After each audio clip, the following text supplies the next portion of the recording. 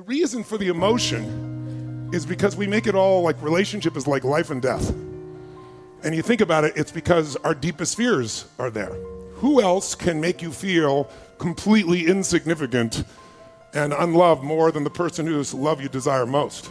There is none. And when you feel worthless and unloved, that is psychological death. In fact, when people consider suicide, it's usually because they believe that their life is worthless, that they have no love. And so they think that maybe dying would be less painful than living. So it is an area that has so much charge. And if there's one thing that we want to do here is we want to take some of that charge away. Meaning, everyone's a great communicator when they're in a great state. Is it true? But when people are pissed, when people are frustrated, when people are fearful, whenever you go into that survival brain of yours, no one's a great communicator. I'm not a great communicator in that place. And so the biggest thing we want to do is break the charge, and we're going to give you tons of tools to do that because that's what's messing up your relationship. You can solve anything. You can come up with agreements on everything if you don't have such a charge. And the charges are really not coming from your partner. The charges are coming from your history. They're coming from your background, they're coming from your conditioning, they're coming from your culture, it's coming from your models of the world, including the models you don't like. So maybe we start with a mindset that if you were facing death, who would you want to spend time with? What would you do? What would you communicate to the person that is your beloved? What would you give up? What story would you just let go of if you guys are both facing death? And I say that because in our last year and a half, in the last 2 weeks even, I've had 4 different people that have been diagnosed with cancer or died or have had near-death experiences. And then we were just the other day, it's been wild how much it's been around us. We were flying, where were we flying to? We were actually flying to Los Angeles. Oh, flying to LA, that's right, before we came here. And we were at high altitude and we lost an engine on the plane. And the stewardess came, Bonnie Pearl was asleep, Mary was asleep, and then the plane dropped on one side. I'm used to, I know a plane, I'm a pilot, when you get really rough, but it was very different. One side of the plane went down. And my gut went down, and all of a sudden the stewardess came back and said, "You gotta all buckle up, we've lost an engine." Yeah, it was really incredible. We were on the plane, and earlier when we actually were sitting having dinner, I don't know why, like Tony mentioned, a very dear friend of ours, John Turbot. We love you, John, who's a part of this team. He was most recently diagnosed with cancer. And we actually didn't know at this point that he actually had cancer, but he was, getting tested and so forth, and we were waiting for the results. And so I was flipping through, and I found this poem on death. And we were having dinner, and I was really moved by it. He was less moved by it. And so there's 3 of us. Mary was there, Tone was there. Yes, Mary and I both said, do not send that to John. The beginning was beautiful. The rest of it was really, really bleak. But she'll discover tonight this is a fire sign, and she finds joy in everything. Death, yes! I was deeply moved, so I was sharing this. So this was about an hour before this happened. We ate our dinner, we went to sleep, and I felt the plane drop, but I just thought it was turbulence at that point.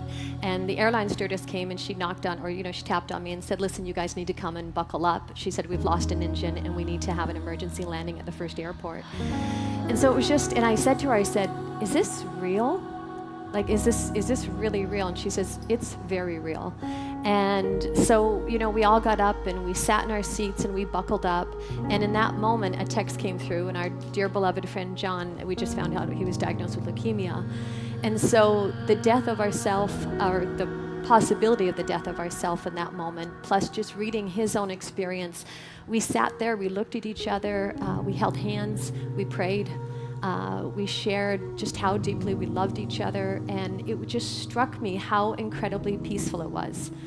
To actually choose in that moment. We all chose to stay connected. We all chose to stay in love in that moment. And earlier that day, I wasn't thinking of death besides that poem in that moment, but it made it acutely real. And I thought, oh my gosh, if this is my last moment of life, I don't want to miss it. Being in the future, I might die being in panic. It was just so savoring the moment of that connection and being present to life, being present to each other. It was gorgeous. And we all thanked each other for this beautiful, beautiful life and this beautiful, beautiful family. And we sat there and we let go and we watched out the window as the plane was descending. And as the plane was descending, and we're watching, and I'm looking out in the window, and there was all these ambulances, like maybe 5 ambulances and fire trucks. And I'm like, what on God's green earth are they all doing down there? Because it just like, I don't even know, but it just made it. And I was like, holy smokes, in that moment, realizing that this FBO, this airport was open so that we could land the plane, and all these, medics and so forth were rushing there. And it was just such a surreal, gorgeous moment of life. And it just struck me that death and life are so close. And it was just really no different than living if you let go of the future projection of the fear of what might come. And it was such an intimate, amazing moment. And by the grace of God, our plane landed so beautifully, and here we are. But it was such an incredible moment of just an acute realization that this life is so precious, and we never know.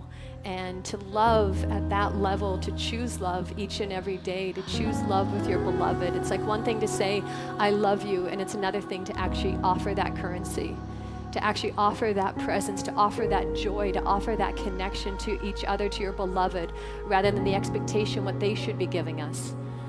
And ask yourself, if you were to die today, how would you love?